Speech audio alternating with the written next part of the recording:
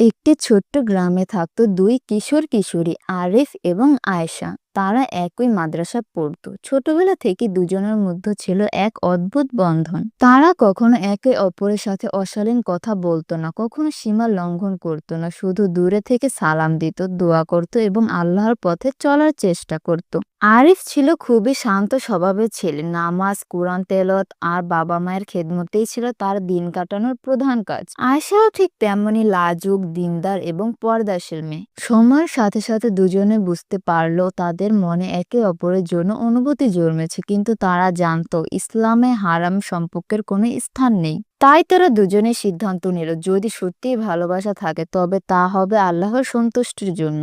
একদিন আরিফ মাদ্রাসার পাশে বসে আকাশের দিকে তাকিয়ে মনে মনে বলল, তুমি আমার দূরে থাকা এক পবিত্র ভালোবাসা, যাকে আমি প্রতিটা সময় মিস করি, খুবই মিস করি। মনে মনে এই কথা বলেই তার চোখে পানি চলে আসলো। সে আয়েশাকে কখনো স্পর্শ করেনি, কখনো প্রেমের কথা বলেনি, তবুও তার হৃদয় ভরেছিল ভালোবাসায়। আরিফ মনে মনে আরো কিছু বলল, যাকে বহুবার দেখার পরও মন ভরতো না, তাকে আজ দেখি না বহুদিন। কারণ আয়েশার পরিবার অন্য শহরে চলে গেছে, সেই থেকেই তারা আর একে অপরকে কখনো দেখেনি। কিন্তু আরিফ হার মানেনি। সে নামাজে দাঁড়িয়ে আল্লাহর কাছে দোয়া করত, হে আল্লাহ, যদি আয়েশা আমার জন্য কল্যাণকর হয় তবে তাকে আমার সাথে বিয়ে দিও, আর যদি না হয় তবে আমার হৃদয় থেকে এই ভালোবাসা সরিয়ে নাও। দিন যায়, মাস যায়, বছর পেরিয়ে যায়। আরিফ বড় হয়, পড়াশোনা শেষ করে কাজ শুরু করে, তবুও তার মনে আশার স্মৃতি রয়ে যায়। সে প্রায় ভাবতো, ভালোবাসা যদি সত্যি হয় তাহলে মরণ পর্যন্ত ভোলা যায় না। আর সে আরো বুঝতে পারতো, বরং যতবার ভুলতে যাবেন ঠিক ততবারই তার ছবি চোখের সামনে ভাসতে থাকবে। অন্যদিকে আয়েশাও আল্লাহর পথে অবিচল ছিল। সেও কাউকে তার মনের কথা বলেনি, শুধু রাতে তাহাজ্জুদের নামাজে আল্লাহর কাছে চোখের পানি ফেলে দোয়া করত।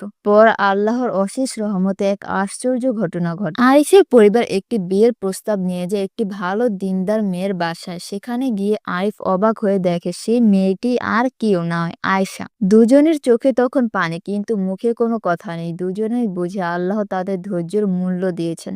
বিবাহ সম্পূর্ণ হয় হালাল পথে, পরিবারের সম্মতিতে, ইসলামের নিয়ম মেনে। বিয়ের পর একদিন আয়েশা আরিফকে বলল, আমি অনেক কষ্ট পেয়েছি, অনেক দিন তোমাকে মিস করেছি। আরিফ মুচকি হেসে বলল, আমিও তোমাকে অনেক মিস করেছি, কিন্তু আমি জানতাম যদি আমরা হারাম থেকে বাঁচি আল্লাহ আমাদের একদিন মিলিয়ে দিবেন।